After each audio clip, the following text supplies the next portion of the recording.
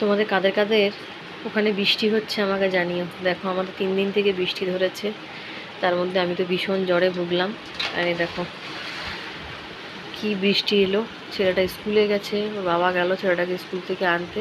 3 দিন থেকে একদম অহরহ বৃষ্টি হয়েই যাচ্ছে, একটু করে কমছে আর একটু করে বাড়ছে। আর দেখো আমাদের গাছ দেখেছো, গাছের আম দেখো সুপারস্তম আম, কোথা থেকে আম হয়েছে দেখতেই পাওয়া যাচ্ছে না, দেখো মাঝে মাঝে ঝুলছে, দেখতে পাচ্ছ এই দেখো। আর এইগুলো ছোট ছোট আম, এই আম যে কখন পাকে কখন বড় হয়, একবারে কুলের আটির মতো আম।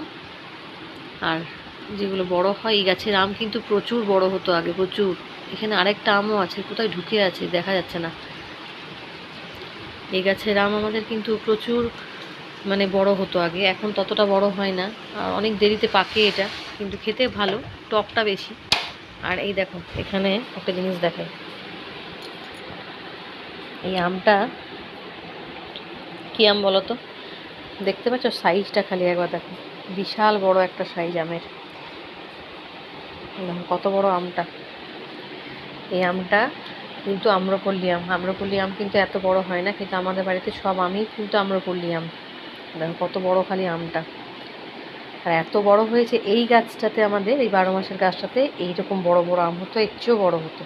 আর এই আমটা এত বড় না, আমি তুলে রেখে দিয়েছি, ওই জন্য আমার শ্বশুরমশাই আম খেতে ভীষণ ভালোবাসতো বলে ওর বাবার পায়ের সামনে রেখে দিয়েছে। এটা এখনও কাঁচা, তাই তো কাঁচা পাকে। তবে এই গাছের আম কিন্তু, আম্রপল্লী আমের নিয়ম হচ্ছে একটু বেশি পাকতে দিলেই কিন্তু একদম গলে যাবে। মানে এর গা যদি হলুদ হয়েছে তাহলে সেই আম খাওয়া যাবে না, কাঁচা থাকতে থাকতে একটু যদি হালকা একটু টেপা যায় তাহলে সেই আমটা খেলে মোটামুটি ঠিকভাবে খাওয়া যায়। দেখেছো আমটা কি সুন্দর, কত যে আম পাড়া হলো তার তো ঠিক নেই।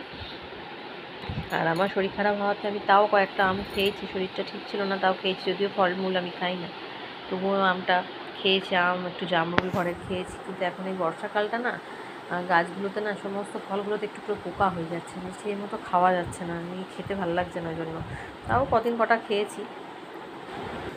চলো তোমাদের একটু ব্যালকনিটাতে নিয়ে যাই, চলো ওই ঘরে দেখাই একটু। দেখো অন্ধকার ঘরগুলো, লাইট জ্বালা হয়নি, আর ঘরগুলোর অবস্থা দেখো কি হয়ে আছে। দাঁড়াও দেখি ব্যালকনিটাতে জল আসছে কিনা।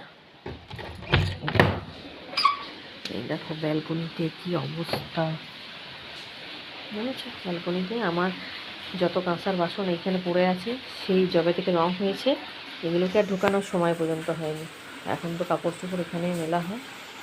খালি একবার কী হারে বৃষ্টি পড়ছে, কীরকম বৃষ্টি পড়ছে দেখো। এই গাছের আমগুলো সেদিনকে সব পাড়া হয়ে গেল, বেশিরভাগ পাড়া আছে, এখনও ভেতরে ভেতরে আছে বোধহয়, দেখা যাচ্ছে না ঠিক। দাঁড়াও এই দিকটায় যাই, বাবা ভয় লাগবে, এখানে মারবেন না, স্লিপ কাটলে ডিগবাজি কামড় করে।